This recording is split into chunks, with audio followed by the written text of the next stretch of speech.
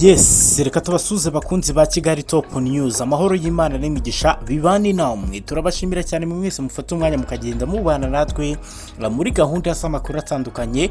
Amakuru bari kuvugwa mu myidagaduro yo mu Rwanda, mu Burundi ndetse no ku isi hose. Musabe niba ari ubwa mbere dukurikiriye munsi ya video kandi kuri buto itukura ukore subscribe kuri Kigali Top News maze wiyongere mu babana natwe muri gahunda z'amakuru atandukanye ndetse n'ibindi biganiro bitandukanye. Judith wabaye umugore wa Safi MADIBA ku munsi w'abakundana yahaye imbwa ururabo, ahamya ko ari inshuti nziza yo kwizerwa kuko imbwa zigira urukundo rwinshi. Nyuma yo gukora ibingibi ku mbuga nkoranyambaga zitandukanye, abantu bakaba bari kugenda babivugaho mu buryo butandukanye. Nibyo tugiye kuvugaho mu buryo burambuye, gusa bubane natwe kandi niba ari n'ubwa mbere dukurikire munsi ya video ukande kuri buti itukura ukore subscribe kuri Kigali Top News maze ukomeze ubane natwe.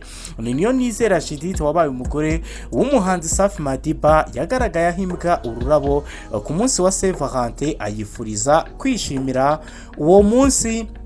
Namashusho agaragaza Judith yashyize indabo zitukura mu kwaha kw'ibumoso kw'imbwa, afashe n'izindi ndabo mu kiganza cy'iburyo, akaba yarari gukubura ururabo ku mbwa ayibwira ati Happy Valentine Day bebe. Mu kiganiro yagiranye na Yago ku munsi w'abakundanye, yabajijwe impamvu yahaye imbwa ururabo, asobanura ko ari inshuti nziza itajya ihinduka, aho yagize ati none se reka nkubwire, abantu wenda batunga imbwa baranyumva kurushaho, buri imbwa ni inshuti ya mbere wakwizera, ni inshuti ya mbere wagira. Imbwa igira urukundo rwinshi cyane, muwamuziranye cyane ko iyo nta muntu hari niyo mba ndi kumwe nayo, ni inshuti yanjye rero irazi kambyutsa nuko itavuga, rero niyo tuba turi kumwe cyane ni nayo tuba turi kumwe kenshi.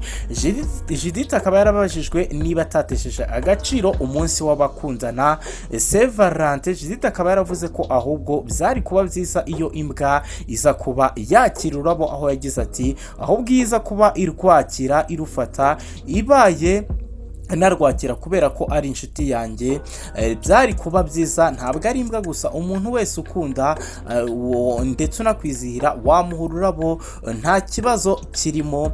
Judith akaba yaravuze ko kuri uyu munsi nawe hari inshuti zisanzwe ze zamuhaye indabyo. Judith nkwibutse ko na Safi MADIBA bakoze ubukwe mu Kwakira mu mwaka wa 2017, gusa uyu muhanzi akaba yaremeje ko aba bombi batandukanye muri Kanama umwaka wa 2020, akaba ari ibyatangajwe na Safi MADIBA. Reka ngushimire cyane, ngusabe niba ari ubwa mbere dukurikiriye munsi ya video kandi kuri buto itukura ukore subscribe maze ukomeze ubane natwe muri gahunda z'amakuru yibanda cyane ku myidagaduro tugenda tubagezaho.